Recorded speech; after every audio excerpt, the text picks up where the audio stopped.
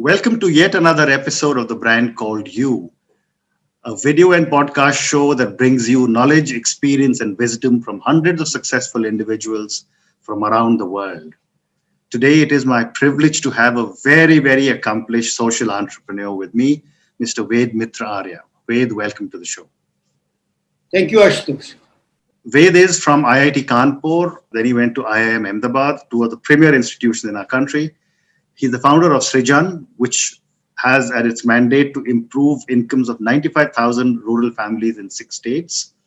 He's the founder of the Buddha Fellowship Program, which grooms 1,000 development entrepreneurs, and he's a member of various policy-making bodies of the Government of India.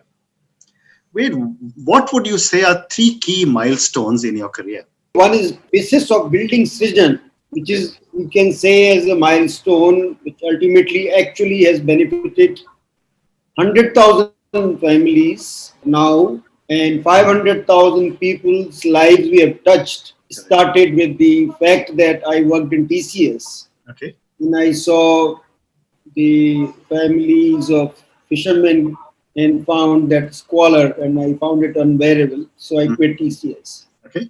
So the first, and then started the journey. What do I want in my life? And I found this opportunity to work in tribal areas. Okay. And so the first milestone is that the reflection on what I was doing. I was doing well, but I switched. I never looked back. In a way, I got stuck, and I never got out of that rut where I could say that. Okay. But some other people will call it perseverance. Correct. Another name for being stuck with one thing. Okay. So, setting up SRIJAN and finding colleagues and reaching the milestone in that sense that 100,000 families we have been able to touch, impact their lives. And I remember myself that the target actually I had set up for myself when I was leaving TCS was only 100 for my lifetime. So I have got more out of my life than I could hope for, and I'm very thankful to Almighty God for that. Wonderful. Second one is that of actually during the UPA 2 time, I worked very closely with the Planning Commission and I wrote the draft of the Rural Development Chapter. Wow. Okay. Of the 12 5-year plan based on my human resources work. And I, in fact, wrote a book on HR, and that became quite famous. And this is the book that I wrote. So, okay. Yeah. Wonderful. And the third is Buddha Fellowship Program is still new, and it has to reach the milestone 1,000 development entrepreneurs. And I have set up an organizations of 65 civil society organizations. We call it RCRC, enabling rapid rural community response to COVID-19. And these 65 organizations have collective gross revenue in a year of 1,300 crores and impacts about 1.6 crore people in the country in 110 districts. In a very short listing, yeah. Quite interesting milestone. So before I move to talking to you a little about SRIJAN and the Buddha Fellowship, I was very intrigued when I was reading about you. You know, you and I are of similar vintage. IIT Kanpur, I'm sure a lot of your classmates must have flown off to the US. Then you went into IIM Ahmedabad. I'm sure most of your classmates must have gone into top corporate jobs. What made you select the social sector as a career? Somehow I don't set economic goals for myself. Okay. Probably it is not in my DNA, the way I was brought up in a strong Arisamaji household. And my maternal grandfather, took sannyas at the ripe old age of 37. Wow. So my mother actually went to Gurukul at the age of 8 years. Amazing. So we brought up in, maybe that is what kicked in. I was working in TCS. I actually turned down the offer of TBL at the time of graduating from IIM Ahmedabad. You have campus interviews. Correct. First 2 days I got two offers, Mhm. Tata Consulting Services and Tata Burrows, and I somehow thought I should set up something in the country. Okay. Previously, after graduating or during the final year, I got 10 US university offers, including the MIT, and 66% or two-thirds of my batch has gone to the US, as I you know. said. Yeah, I can imagine. And I think I should thank the visa officer in the US Embassy who told me you will not come back. Okay. So I am not going to give you visa. Uh-huh. And I came back and told my mother that, this guy didn't give me visa. He said, "Achha hi kiya. You would not have come back." So that's how it sort of settled for me. I didn't apply again for the visa. Interesting. So I think somewhere I don't want to call myself with any high, sounding names like nationalist, etc. But I think when I was working in TCS, I never wanted to do coding for a long time. And somehow, even though I did well, my boss Bala, he still remembers me. Recently, I had dinner with him in his house. He became one of the highest revenue earning professionals for Infosys after leaving TCS. But somehow I sort of didn't fit. The mold of the corporate didn't fit me, or I was a misfit, so to say. I And understand. I met Baba Ante after quitting TCS. So, Wonderful. So, let's talk about SRIJAN. You've been working on improving the lives of 100,000 people. Share with me some of your challenges in this journey. So as they say, in IIT you do physics 101. I didn't do well because I was a Hindi speaking boy and I didn't understand a word. Okay. So here I'll tell you the story how I failed in politics 101. Okay. I shifted to a tribal area of South Rajasthan, and today we talk about migrants. So I noticed that in tribal areas, among tribals, you have one crop. In monsoon rains and soil gets wet and you grow maize, or if you have more water, you will grow paddy. But you don't have irrigation to artificially soak the soil for second crop, winter crop.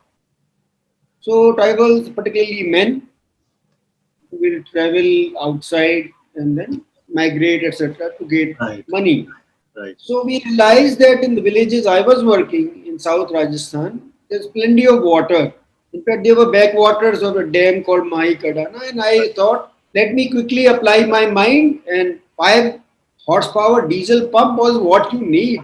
You lift water and all will be well after that.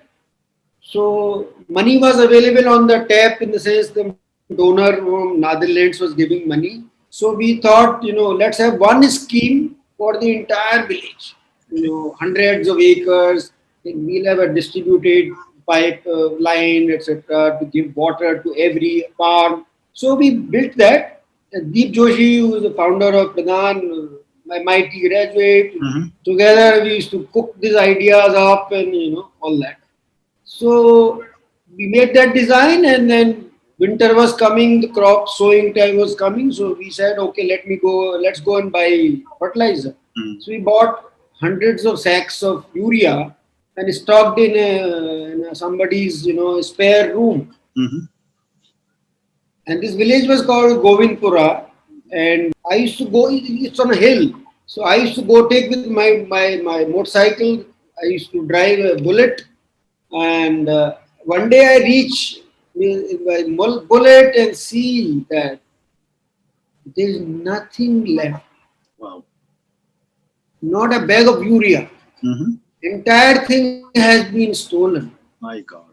And here I am, good Samaritan, do good. I think I'm doing everything for these guys. I was frustrated. Amazing. So I realized. Then I began to scratch my head and looked around, not a trace of this damn thing. And then I realized, when you ask around, you figure out that the scheme was actually conceived in consultation with somebody called Ravji Bhai, who used to take us across the river on his boat and he used to never charge even 1 rupee he would normally charge other people.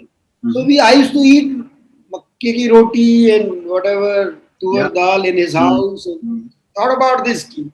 And he's a very progressive farmer. He had been to Gujarat, etc. So we thought this is it. So the Kanji Bhai, who was the village Adhyaksh, village Sarpanch, he didn't like it because if the scheme got implemented, everybody in the village knew, the credit will go to Ravji Bhai. So he would lose the election the next day.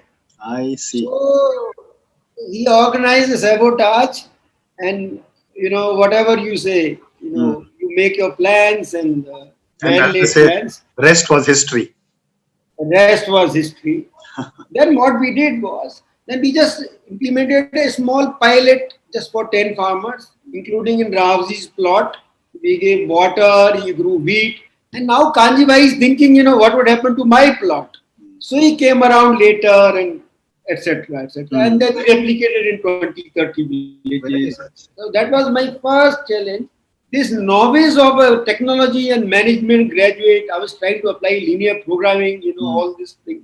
Nothing came to it. It all comes to a knot. In where you deal with politics 101, I failed.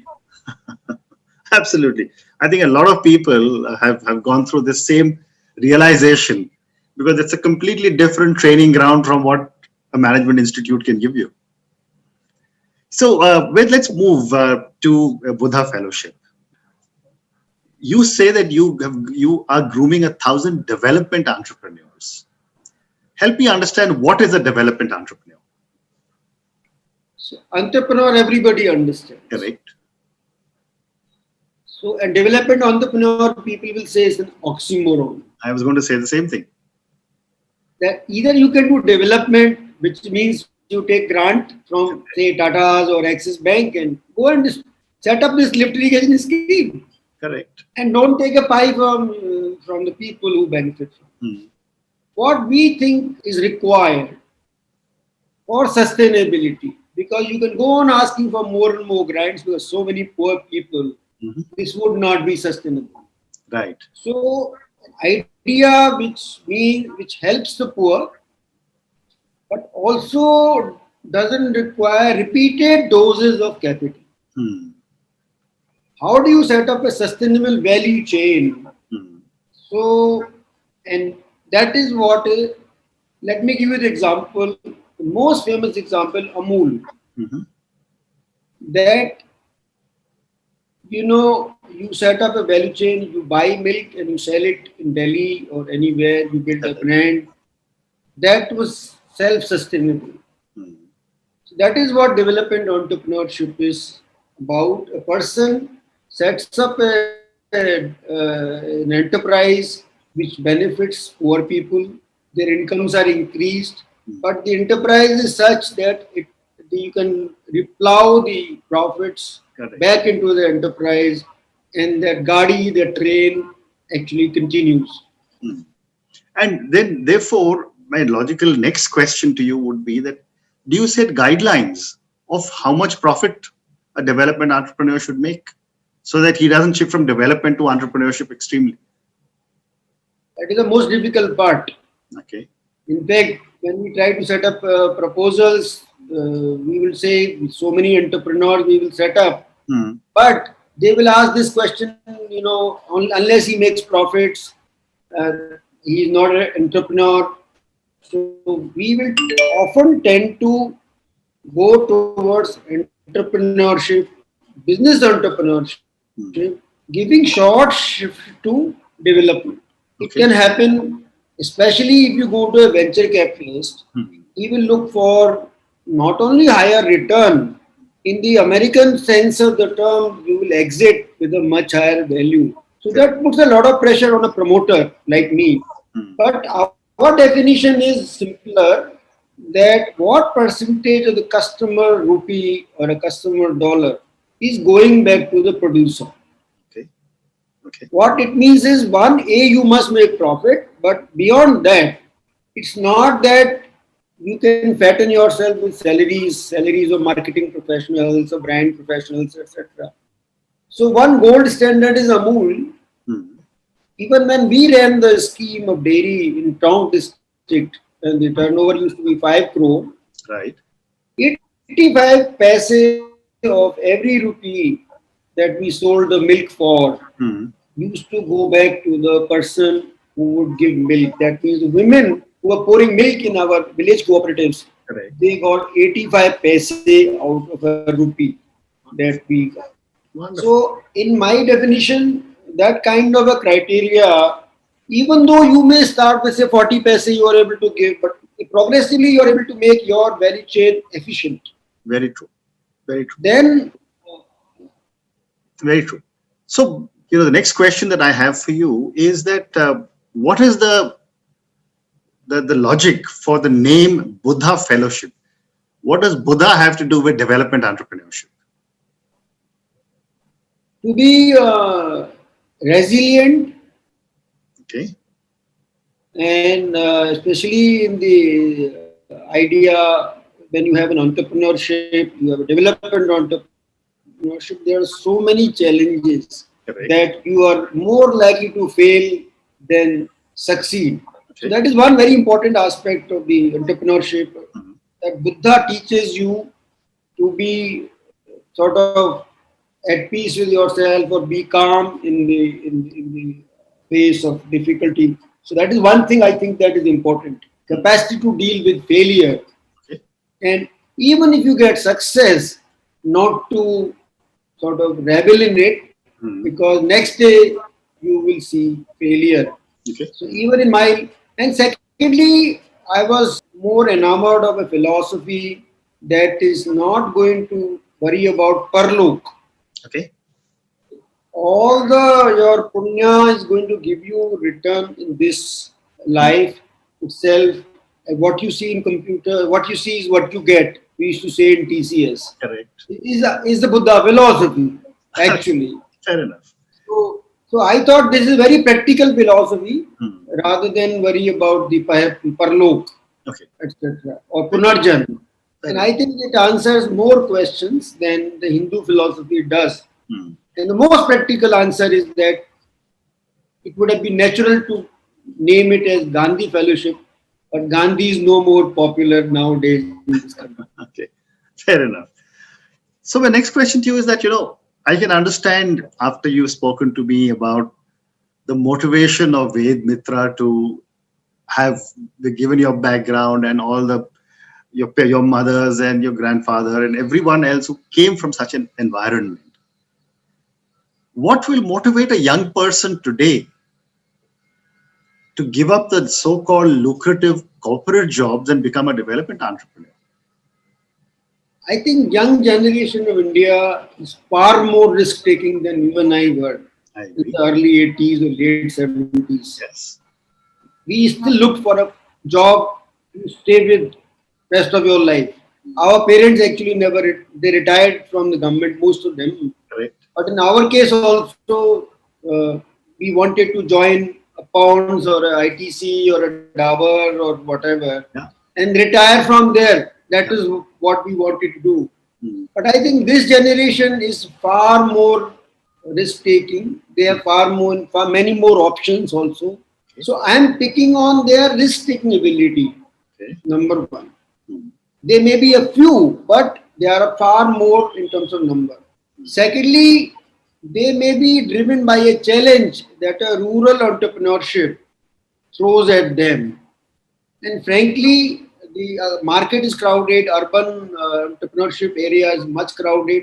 But you look at supply chains, 10 to 12% of the vegetable goes is waste, fruit goes waste. So there are opportunities that our Buddha fellows have found in the supply chains themselves. So that is second.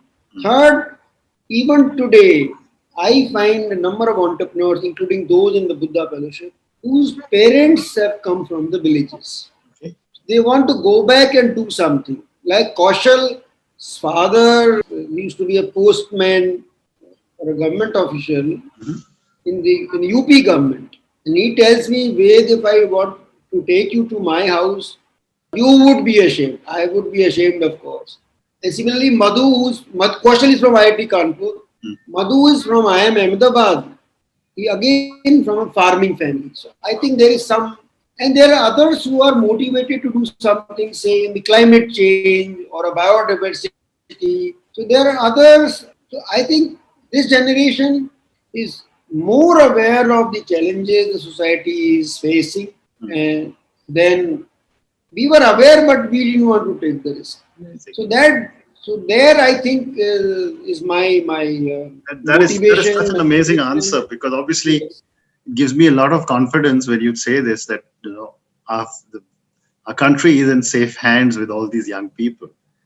But my question to you is that what would a Ved Mitra of today, a 25, 28, 28, 9, 30-year-old Ved Mitra, who's much more confident, much more clear on what he wants, how would he react when he found that all his urea was stolen? I think, in some ways, this naivety tells me that I should have taken more risks in my life. Maybe had I not gone to IIT, I feel maybe I had gone to BITS Pilani, I would have come into my own much earlier. Okay. I think, of course, IIT annealed me, but I think it took me an IIM completely flower into what I was, what I could be. Right. So I think the political skills, etc., are also a function of how much confident you are, what you are able to do. Right. That's where I think I could be doing better. Mm.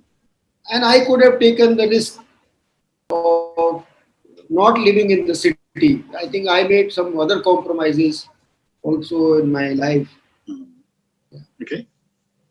My next question to you is that what does success mean to you? Actually, as I said, I don't worry so much about money. Agree? More and more people I can benefit. That is my definition of success. Okay. And I have time for one last question. And that is that, you are a role model to millions of people, and the people you are touching. But if there were lots of children who were following your life choices closely, what is the one thing you would change in yourself? I could be less arrogant, could be more humble and accepting Okay. my mistakes. A lot of people tell me that in Buddha fellowship particularly, you are too old, you should not tell me what to do. Okay. Okay. And one more question I can ask you, and this is good relating to the pandemic. How are you changing your life in the new world order? In one sense, it is very difficult because I am, older in the sense there's a path dependency. You want to believe in what you are. If you say something new, etc. But I think in one way I have responded very quickly is that I brought 65 organizations together, and collaboration. If you talk about NGOs collaborating, they don't collaborate. They don't talk to each other. In some ways, I think crisis has given us an opportunity to work together. Okay. So that way, I think it's an opportunity is how we have to look at it. And you look at the country as a whole, 5 crore migrants. So we have to come up with new ideas. We can't just rest on old things. So that is what we are doing. The collaboration is giving us an opportunity to work together in this civil society. Wonderful. Wei, thank you so much. It's been such an honor and such a privilege speaking to you. I wish you lots of success. Thank you, Ashutosh. And it's such a pleasure. It's embarrassing to talk about oneself. It's one-sided in that sense. And I hope we'll get to talk about you at some point. Certainly, someday. Thank you again.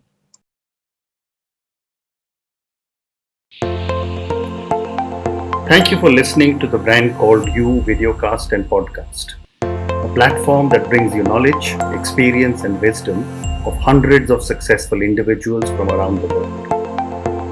Do visit our website www.tbcy.in to watch and listen to the stories of many more individuals. You can also follow us on YouTube, Facebook, Instagram, and Twitter. Just search for the Brand Called You.